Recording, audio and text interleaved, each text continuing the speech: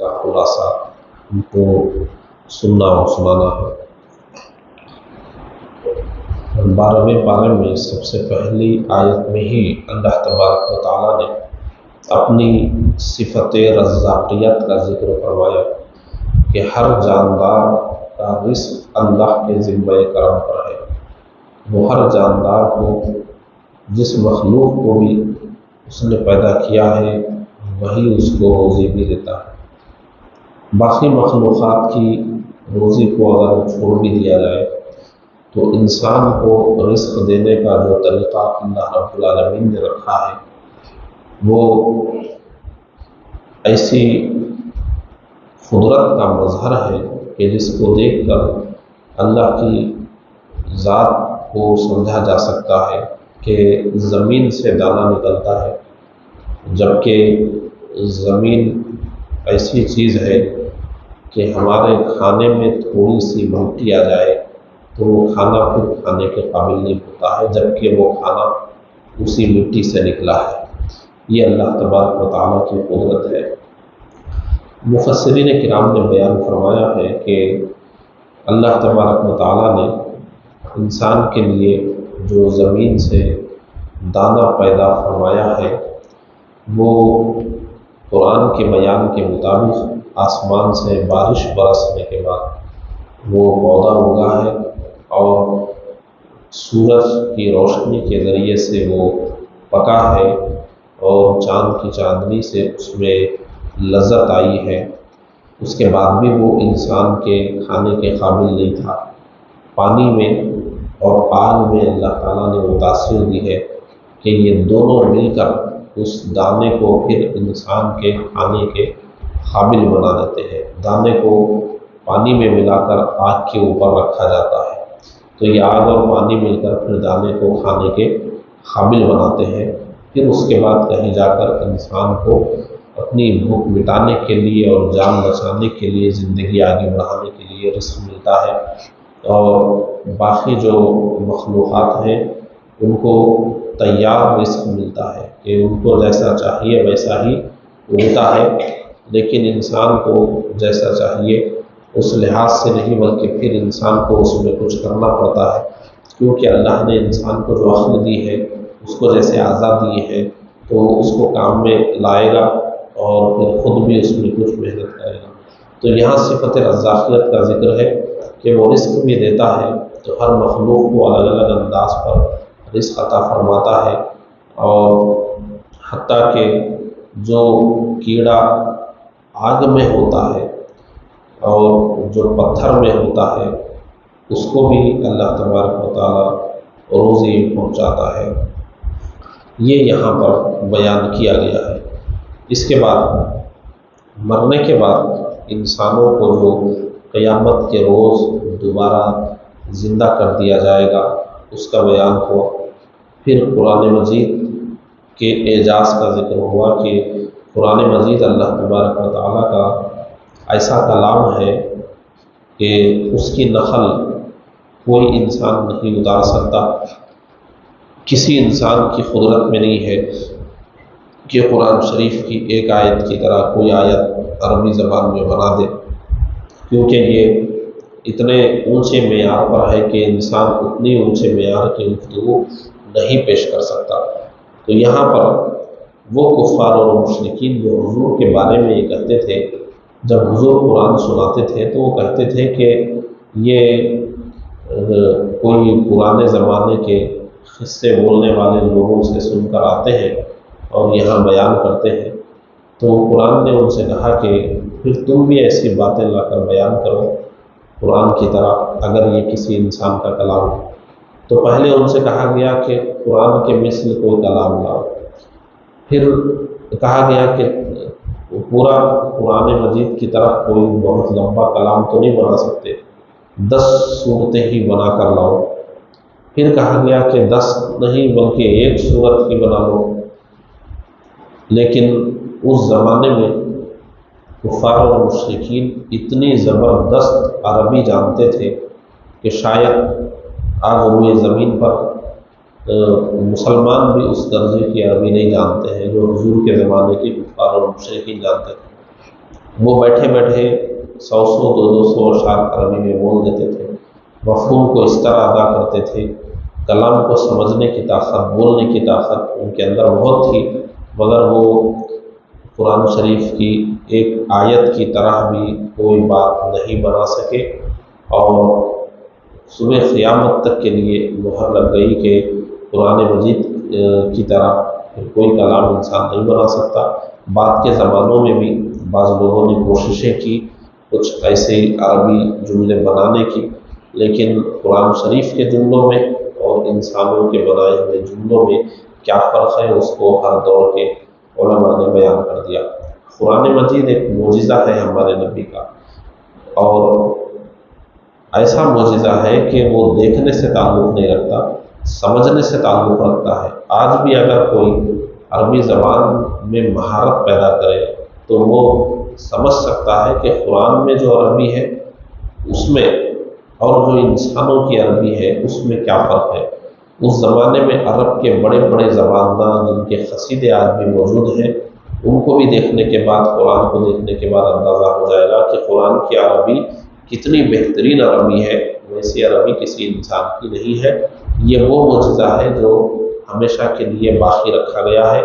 حضور کا یہ معجزہ آج بھی کوئی شخص عربی میں مہارت پیدا کر کے اس کو سمجھنے کی کوشش کر سکتا ہے۔ انبیاء کرام کو جو معجزے دیے گئے تھے وہ دیکھنے سے تعلق رکھتے تھے کہ اس زمانے میں وجود میں آئے، دیکھنے والوں نے دیکھا، پھر وہ ختم ہو گئے۔ لیکن حضور کو یہ قرآن کی شکل میں ایسا معجزہ دیا گیا جو صبح قیامت تک رہے گا۔ جو بھی اس معجزے کو دیکھنا چاہے کسی بھی زمانے میں، وہ اپنی سمجھ سے اس کو دماغ کی آنکھوں سے دیکھ سکتا ہے۔ اس کے بعد یہ بیان کیا گیا ہے کہ جو لوگ دنیا چاہتے ہیں، آخرت نہیں چاہتے ہیں، تو اللہ تبارک و تعالیٰ ان کو دنیا عطا فرما دے گا، آخرت میں ان کا پھر کوئی حصہ نہیں ہوگا۔ اور جو آخرت چاہتا ہے تو اسے دنیا میں کچھ ہونی ہوگی۔ ایک روایت میں بیان کیا گیا ہے کہ دنیا اور آخرت وہ گویا ایک دوسرے کی سوتن ہے، کہ ایک کو لو تو دوسری چھوٹ جائے گی، دوسرے کو لو تو پہلی چھوٹ جائے گی۔ جو آخرت چاہتا ہے تو ضرور اسے کچھ دنیاوی نقصان بھی اپنا کرنا ہوگا۔ اگر وہ دنیا ہی چاہتا ہے، اور یہ بھی بیان کیا گیا کہ اگر کوئی نیک کام دنیا کے لیے کرنا چاہتا ہے، کوئی نماز اس لیے پڑھتا ہے کہ دکان اچھی چلے، روزہ اس لیے رکھتا ہے کہ صحت اچھی رہے، اور جو بھی نیک کام کر رہا ہے، صدقہ دے رہا ہے اس لیے کہ میرے بچے بیمار نہ ہو، یہ دنیا کی چیزوں کے لیے اگر کوئی آدمی نیک کام کر رہا ہے تو اللہ تعالیٰ فرماتا ہے کہ پھر اسے اس کا بدلہ دنیا میں دے دیا جائے گا، پھر آخرت میں اس کے لیے ثواب نہیں ہوگا۔ انسان جو بھی عبادت کرے وہ اللہ کی رضا کے لیے کرے، آخرت میں ثواب حاصل کرنے کے لیے کرے، اور باقی اپنی مصیبتوں کے لیے بھی اللہ سے دعا کرے۔ لیکن ایسا ہرگز نہ ہو کہ آدمی مصیبتوں میں گھر جائے تو عبادت شروع کر دے، اور خوشحالی آ جائے تو پھر اللہ کو بھول جائے۔ یہ کافروں کی صفت بتائی گئی ہے پچھلے پاروں میں بھی اور اس پارے کے اندر بھی، بلکہ یہاں ایمان والوں کے بارے میں فرمایا گیا۔ ایمان والے وہ ہیں جو نیک کام بھی کرتے ہیں اور اپنے رب کے حضور عاجزی کے ساتھ حاضر ہوتے ہیں، ان کو اللہ تبارک و تعالیٰ جنت عطا فرمائے گا، ہمیشہ جنت میں رہیں گے۔ اب اس کے بعد آیت نمبر 25 سے کچھ انبیاء کرام کا ذکر ہو رہا ہے۔ سب سے پہلے نوح علیہ السلام کا ذکر ہوا۔ نوح علیہ السلام جب آئے قوم کے پاس، ان کو ڈرایا اور اللہ کی عبادت کا حکم دیا، تو انہوں نے کہا کہ آپ تو ہمارے جیسے انسان ہیں، اور آپ کی بات سننے والے کچھ ایسے لوگ ہیں جن کی کوئی حیثیت سماج میں نہیں ہے، اور احمق قسم کے لوگ ہیں جو آپ کی بات مان رہے ہیں۔ ہم بڑے عقل مند ہیں اور امیر کبیر شریف لوگ ہیں، آپ کی بات ہم نہیں مان سکتے، اور آپ کی بات ہم کیوں مانیں؟ آپ بھی ہماری طرح ایک انسان ہے، کھاتے پیتے ہیں، سب کچھ کرتے ہیں، تو آپ میں ایسی خاص بات کیا ہے؟ انہوں نے انکار کیا، اور ان کے انکار کے بدلے میں جب مسلسل نوح علیہ السلام نے تبلیغ فرمائی، تو ایک دن پھر نوح علیہ السلام نے اللہ کی بارگاہ میں عرض کیا کہ پروردگار، میں نے ان کو علانیہ طور پر بھی دعوت دی، خفیہ طور پر بھی دی، ایک ایک کو بھی دی، سب کو بھی دی، ہر طریقے سے میں نے سمجھایا، لیکن یہ ایمان نہیں لاتے ہیں، نہ یہ ایمان لائیں گے، نہ ان کی اولاد ایمان لائے گی، ان سب کو تو تباہ و برباد فرما دے۔ تو اللہ نے حکم دیا کہ کشتی بنا لو اور میرا عذاب آئے گا تو پانی کی شکل میں، سب ڈوب جائیں گے، کشتی بنا لو، تم اپنے ماننے والوں کے ساتھ اس میں سوار ہو جانا، جب سارے لوگ ڈوب کر مر جائیں گے، پھر پانی ختم ہو جائے گا، تو پھر کشتی سے اتر کر پھر دنیا کو آباد کر دینا۔ تو نوح علیہ السلام جب کشتی بنا رہے تھے تو قوم کے لوگ مذاق اڑا رہے تھے کہ آپ کہاں سمندر ہے، کہاں پانی ہے، کہاں دریا ہے، آپ کہاں کشتی چلائیں گے؟ اور لوگوں سے کہہ رہے تھے کہ دیکھو ایسے آدمی جن کو کچھ معلوم ہی نہیں ہے کہ کیا چل رہا ہے اور کیا ہو رہا ہے، یہ کشتی بنا رہے ہیں، ایسے آدمی پر لوگ ایمان لا رہے ہیں۔ تو اس وقت ان سے کہا گیا کہ تم مذاق اڑاؤ، عنقریب تمہارا مذاق اڑایا جائے گا۔ کہ جب اللہ کا عذاب آیا پانی کی شکل میں، تب ان کو سمجھ میں آیا کہ نوح علیہ السلام کشتی کیوں بنا رہے تھے۔ قوم نوح کا ذکر ہوا، ان کو عذاب کے ذریعے تباہ و برباد کر دیا گیا۔ پھر اس کے بعد یہیں پر اس کشتی کی بھی کچھ تفصیل آئی کہ اس میں کس کس کو نوح علیہ السلام نے سوار کیا۔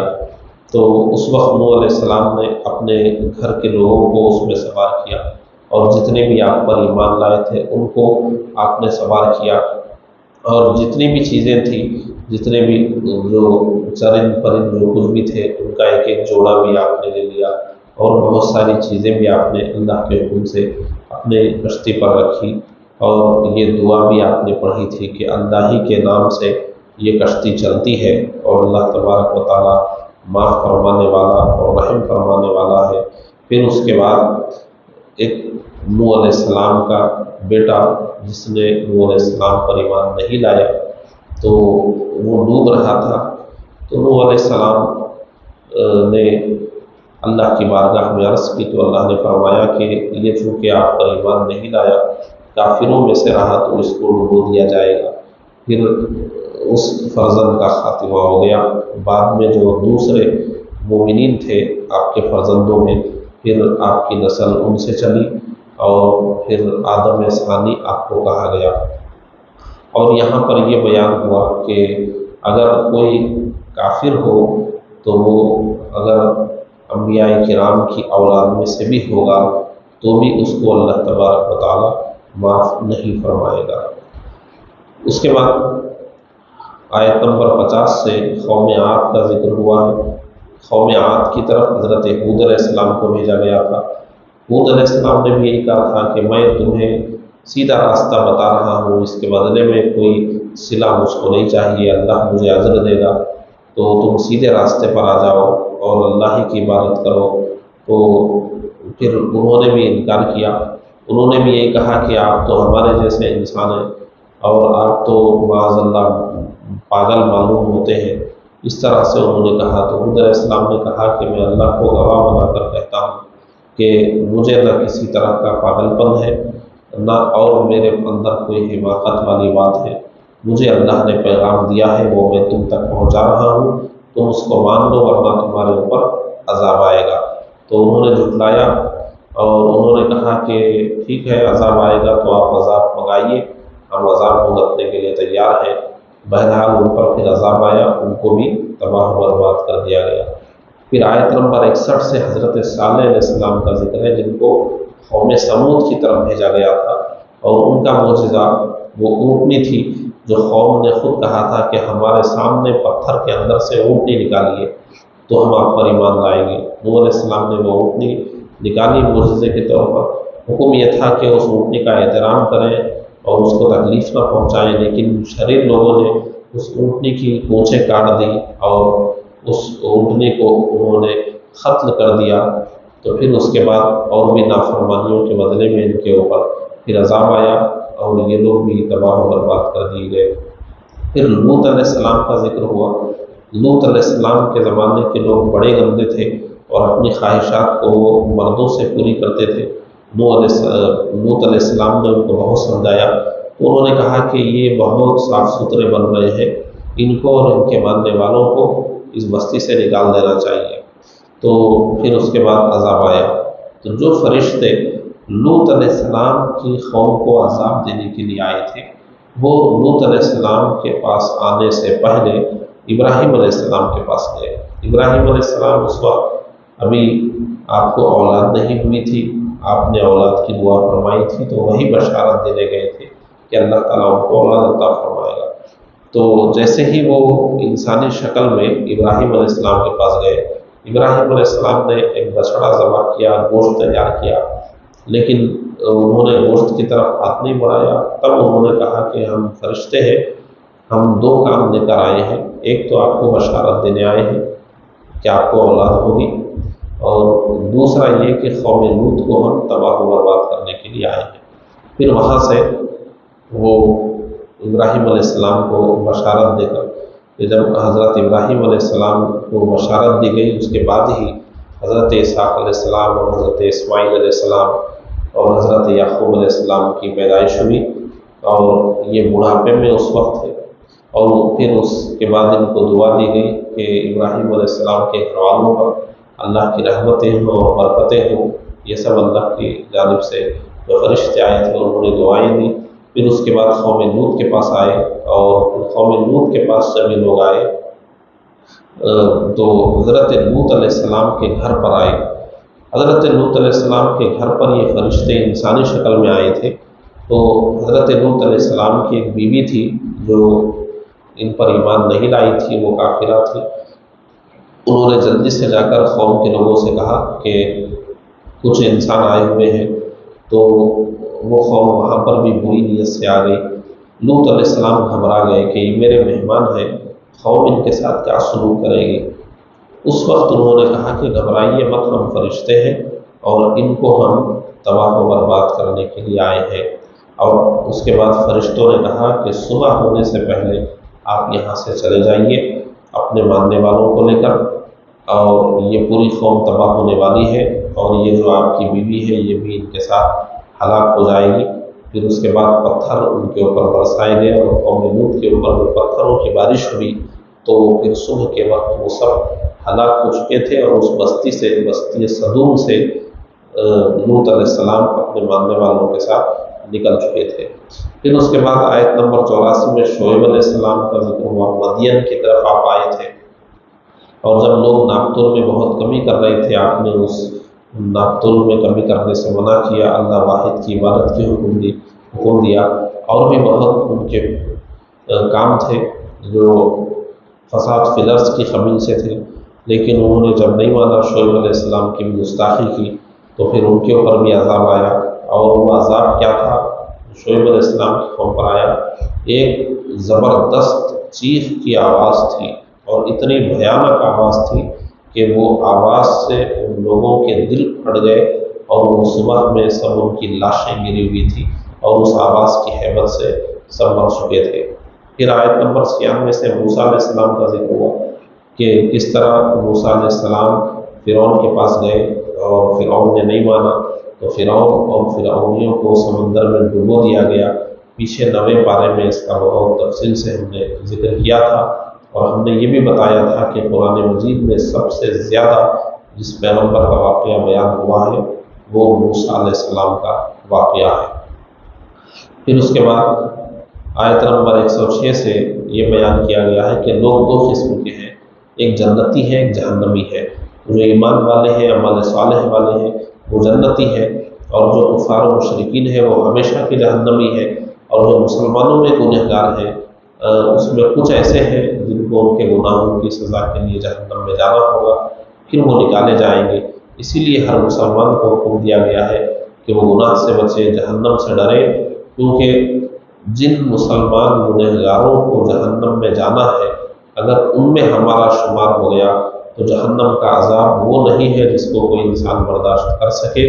اس لیے یہ امکان ہے کہ ہمارے گناہ پر ہم کو سزا مل جائے یا ہماری معافی ہو جائے، تو سزا ہونے کی صورت میں تو ناقابل برداشت عذاب کو جھیلنا ہوگا۔ اس لیے ہر مسلمان کو حکم ہے کہ وہ گناہ سے بچے، اور جو گناہ ہو جائے تو پھر اس سے وہ توبہ کرے۔ اس کے بعد حضور پاک صلی اللہ علیہ وسلم کی تسلی کے لیے یہ جو پچھلے انبیاء کرام کے واقعات بیان ہوئے تھے، حضور کو بھی بیان کیا گیا کہ ان تمام آیتوں کو آپ دیکھیے کہ انبیاء کے ساتھ لوگوں کا سلوک غلط رہا ہے، آپ کے ساتھ بھی اگر کفار و مشرکین یہود و نصارہ کچھ غلط گفتگو کرتے ہیں تو آپ ان انبیاء کرام کے واقعات کو دیکھ کر صبر فرمائیں اور تسلی حاصل کریں۔ اس کے بعد 12ویں پارے میں سورہ یوسف کا آغاز ہوتا ہے۔ سورہ یوسف مکہ مکرمہ میں نازل ہونے والی سورت ہے، قرآن مجید میں 12ویں نمبر پر ہے، نازل ہونے میں اس کا نمبر 53 ہے۔ اور یہ سورہ یوسف میں حضرت یوسف علیہ السلام کا بہت تفصیل سے ذکر ہوا ہے، اور سورہ یوسف میں زندگی گزارنے کے لیے بہت سے تجربے بیان کیے گئے ہیں۔ یوسف علیہ السلام کے واقعے کو قرآن مجید میں سب سے بہترین واقعہ کہا گیا ہے، اتنا بہترین واقعہ کہ اس میں جس کی نظر جتنی گہری ہے وہ اتنا تجربہ اس صورت میں حاصل کر سکتا ہے، دنیا میں زندگی گزارنے کا اتنا طریقہ سیکھ سکتا ہے۔ یہ سورہ یوسف 12ویں پارے میں پون پارے کے قریب شروع ہوتی ہے اور 13ویں پارے کے آدھے پارے تک جاتی ہے۔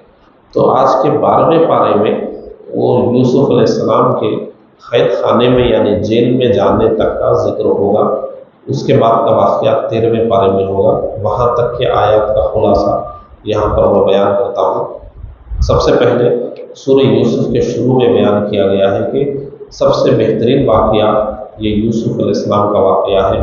اس میں ان کے واقعے میں خواب کی تعبیر کا بھی علم ہے، اس میں وفاداری کیسے کی جاتی ہے، امانت کو کیسے سنبھال کر رکھا جاتا ہے، پاک دامنی یعنی برائی سے اپنے آپ کو کیسے بچایا جاتا ہے، سچائی کیا ہوتی ہے، صبر کیسے کیا جاتا ہے، توبہ کیسے کی جاتی ہے، اللہ کی بارگاہ میں مقبولیت کیسے حاصل ہوتی ہے، کس طرح کسی کو قید کیا جاتا ہے کہ لوگ اہل حکومت کس طرح بے قصور لوگوں کو قید کر دیتے ہیں اور کس طرح پھر آزادی ملتی ہے، اور حکومتیں کس طرح کی جاتی ہے، قانون کیسے بنائے جاتے ہیں، تجارت کیسے ہوتی ہے، سزا کیسے لی جاتی ہے، یہ سارے طریقوں کا ذکر سورہ یوسف میں یوسف علیہ السلام کے واقعے کے ضمن میں یہ باتیں آ گئی ہیں، اور قرآن مجید نے اس کو بہترین صورت قرار دیا۔ سب سے پہلے یوسف علیہ السلام کے بارے میں اس صورت میں بیان ہوتا ہے کہ یوسف علیہ السلام جب چھوٹے تھے، بچے تھے، تو آپ نے ایک خواب دیکھا۔ وہ خواب کیا تھا کہ چاند، سورج اور 11 ستارے یوسف علیہ السلام کو سجدہ کر رہے ہیں، یہ آپ نے خواب دیکھا۔ یہ خواب اپنے والد حضرت یعقوب علیہ السلام کو بیان کیا۔ دیکھیں، یوسف علیہ السلام کے والد یعقوب علیہ السلام ہیں، یعقوب علیہ السلام کے والد اسحاق علیہ السلام ہیں، اسحاق علیہ السلام کے والد ابراہیم علیہ السلام ہیں، یعنی یعقوب علیہ السلام ابراہیم علیہ السلام کے پوتے ہیں، یوسف علیہ السلام پر پوتے ہیں۔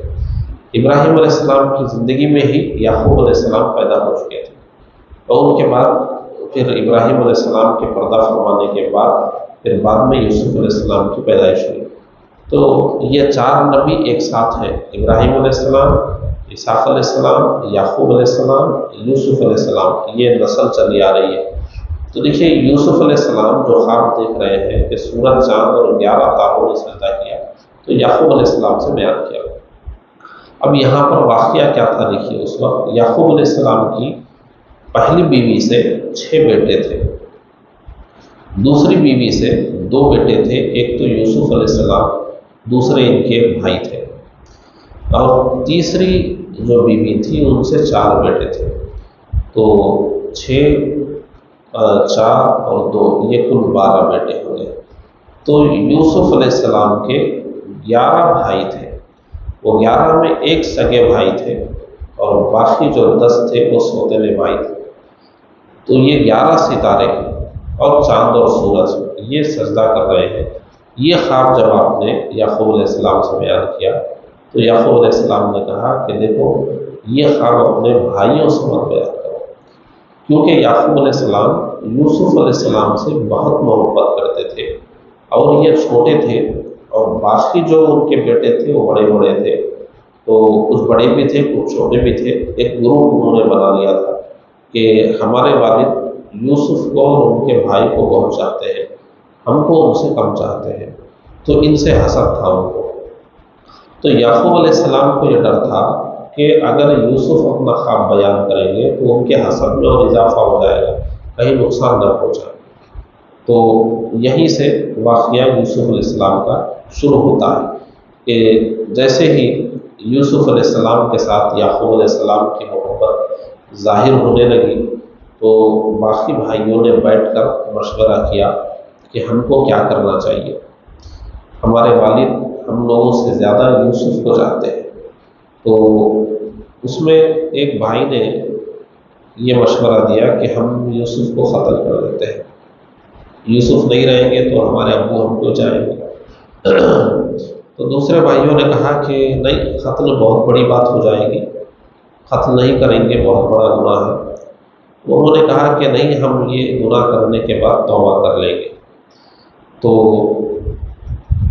پھر بھی بھائی متفق نہیں ہوئے اس پر۔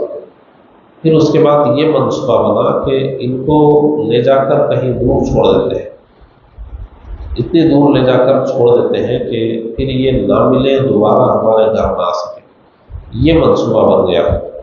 اور اس کے بعد یہ منصوبہ بناتے ہیں کہ ہم صحرا میں جائیں گے اور جانے کے بعد وہاں ایک کنواں ہے، اس کنویں میں یوسف کو ڈال دیں گے اور آ کر ابو سے کہیں گے کہ بھیڑیا کھا لیا۔ وہ بھیڑیے بہت زیادہ تھے وہاں صحرا میں۔ یہ سب بھائی مل کر آئے یوسف علیہ السلام کے پاس، یعقوب علیہ السلام کے پاس، اور آنے کے بعد انہوں نے کہا کہ ہم گھوڑے وغیرہ دوڑانے کے لیے جا رہے ہیں صحرا کی طرف، ہم اپنے چھوٹے بھائی یوسف کو بھی لے جانا چاہتے ہیں۔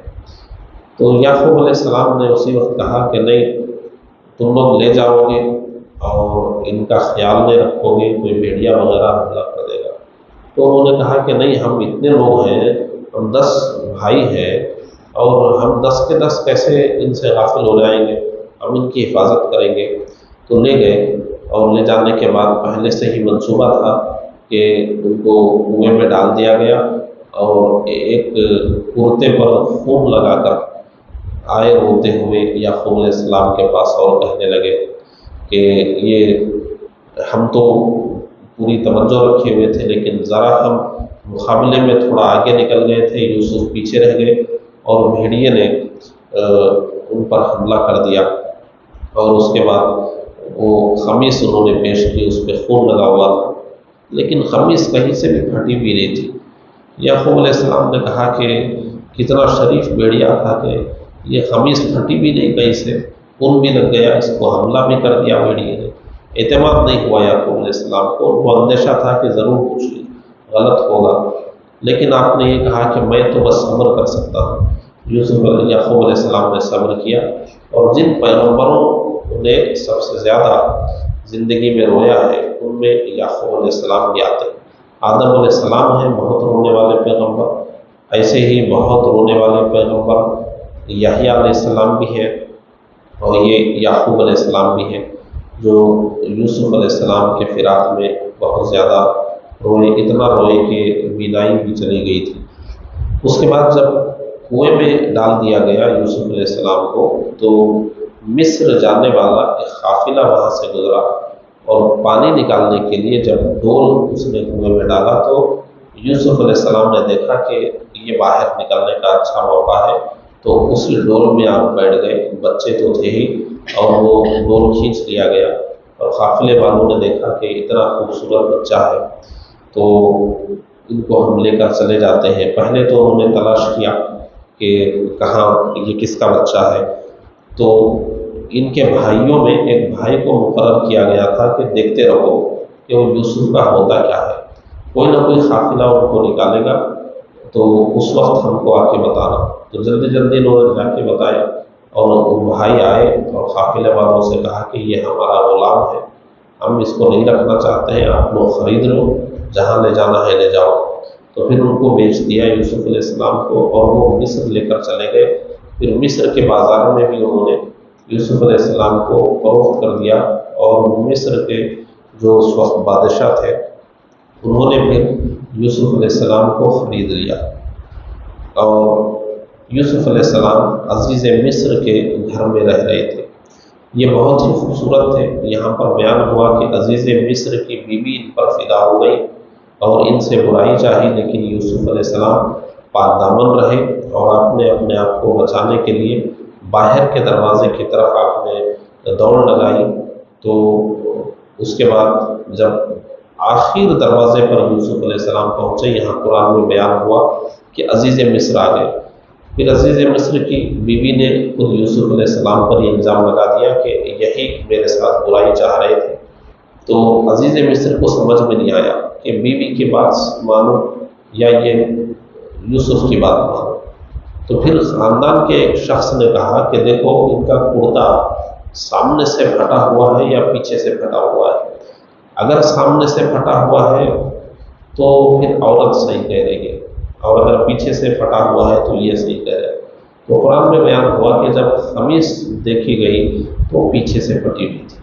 جیسے ہی پیچھے سے پھٹی ہوئی تھی، یعنی اس کا مطلب یہ ہوا کہ یوسف علیہ السلام بھاگنا چاہ رہے تھے اور اس عورت نے کرتا پکڑ کر کھینچا، اس کے نتیجے میں کرتا پھٹ گیا۔ تو ثابت یہ ہو گیا کہ یہ اس میں غلطی عورت کی ہے۔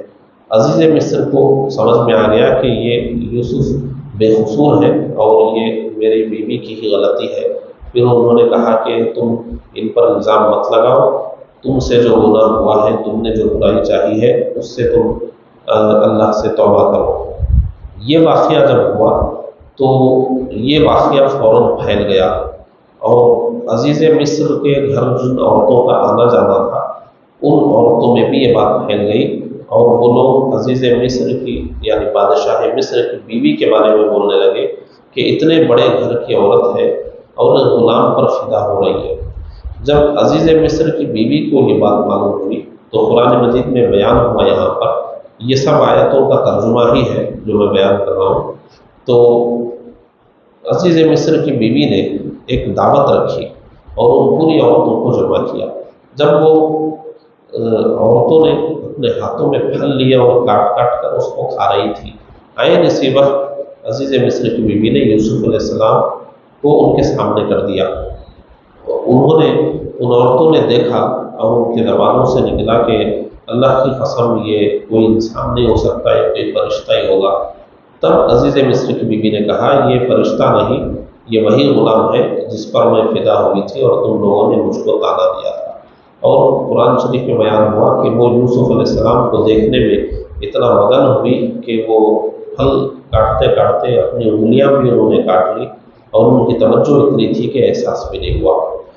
اس کے بعد یہ ہوا کہ جب یہ واقعہ اس طریقے سے پھیل گیا، لوگوں میں سب معلوم ہو گیا کہ بادشاہ مصر کے گھر میں ایسا ایسا ہوا ہے، تو جو بڑے لوگ ہوتے ہیں ان کو تو بہرحال اپنی عزت بچانی ہوتی ہے۔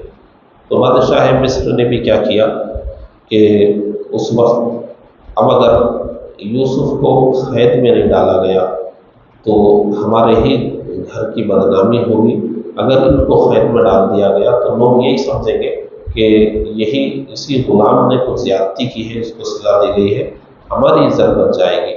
اس کوشش میں یوسف علیہ السلام کو پھر قید کر دیا گیا اور یوسف علیہ السلام بے قصور جیل میں ڈال دیے گئے۔ اب یہ جیل میں جانے کے بعد کا واقعہ یہاں پر بیان ہو رہا ہے کہ جب آپ وہاں پر گئے تو وہاں پر بھی آپ نے توحید کی تعلیم کو عام کیا۔ جتنے وہاں پر قیدی تھے وہاں پر آپ نے سب کو دین کی دعوت دی اور اللہ واحد کی عبادت کی دعوت دی، اور لوگوں کو سمجھایا کہ ہمیں صرف اللہ کی عبادت کرنی چاہیے۔ اور وہاں دو قیدی ایسے تھے کہ اتفاق ایسا ہوا کہ ان دو قیدیوں نے خواب دیکھا، اور ان کو یہ معلوم ہو گیا کہ یہ جو نیک بندے آئے ہیں یہ شاید خواب کی تعبیر بتانا جانتے ہوں۔ خواب انہوں نے کیا دیکھا قرآن نے بیان کرتا ہے، 12ویں پارے کا آخری حصہ ہے۔ انہوں نے جو بھی خواب دیکھا اس میں ایک کے بارے میں یہ تعبیر تھی کہ وہ بادشاہ کے خاص بن جائیں گے، دوسرے کی تعبیر یہ تھی کہ ان کو سزائے موت دی جائے گی۔ انہوں نے دیکھا تھا کہ ان کے سر پر روٹیاں رکھی ہوئی ہیں اور پرندے نوچ کر کھا رہے ہیں، اور उनके बारे में ये ताबीर आपने बयान की कि इसको सजाए मौत हो जाएगी, सूली दी जाएगी। तो यूसुफ अलैहिस्सलाम के बयान के मुताबिक उस कैदी को सूली ही दी गई।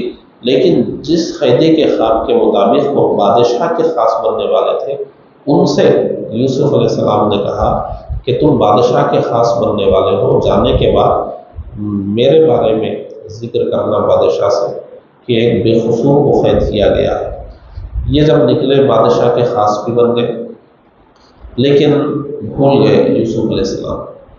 और इसमें यही बयान किया गया है कि आदमी जब बड़े मुकाम पर पहुंच जाता है तो पिछले लोगों को, पिछली चीज़ों को वो सब भूल जाता है, तो नई दुनिया में मगन हो जाता है।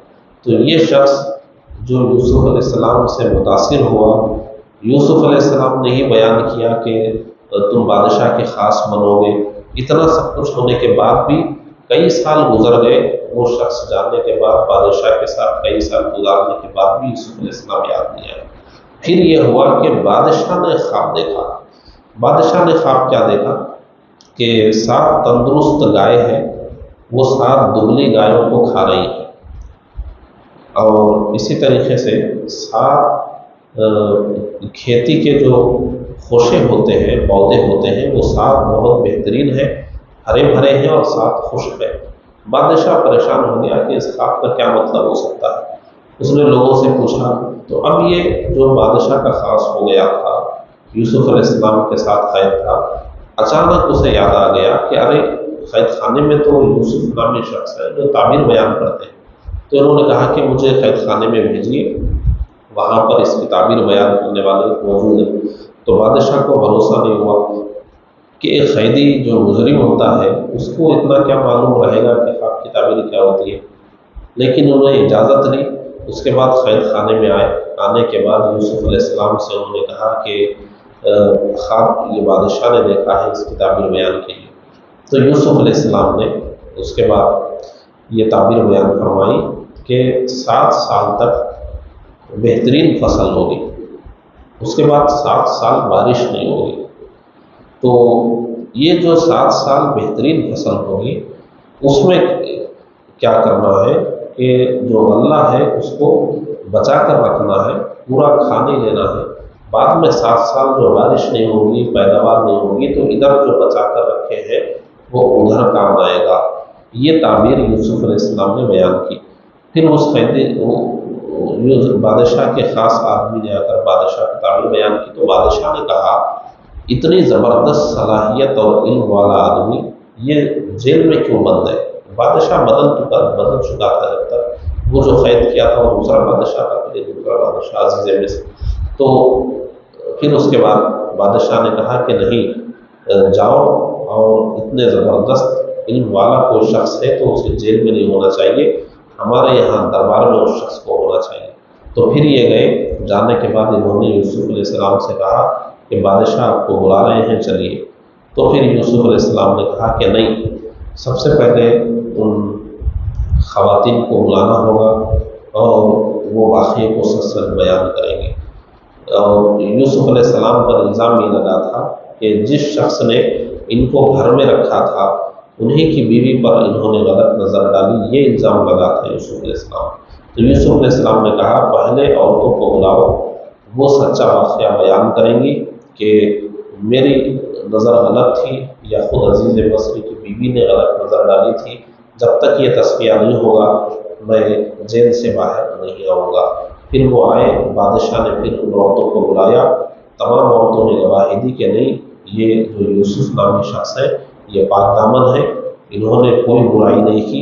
अज़ीज़ मिस्र की बीवी ने भी एतराफ़ कर लिया कि वो बेकसूर शख्स है, गलती मेरी ही थी। उनके एतराफ़ के बाद फिर यूसुफ अलैहिस्सलाम की बरात का ऐलान हुआ। फिर यूसुफ अलैहिस्सलाम जेल से निकाले गए और बादशाह के ख़ास वज़ीर बन गए और वज़ीर ख़जाना बना दिया गया। और इस बादशाह के इंतकाल के बाद यूसुफ अलैहिस्सलाम ही मिस्र के बादशाह बन गए। ये दूसरे पारे तक ये बयान हुआ है, 12वें पारे तक। इससे आगे का वाक़या 13वें पारे में बयान हुआ है। कल इसके खुलासे में आगे का वाक़या हम बयान करेंगे। अल्लाह तबारक व तआला हम सबको औलिया किराम के वाक़यात से इबरत व नसीहत हासिल करने की तौफ़ीक़ अता फ़रमाए। व आखिरु दअवाना अनिल हम्दुलिल्लाहि रब्बिल आलमीन।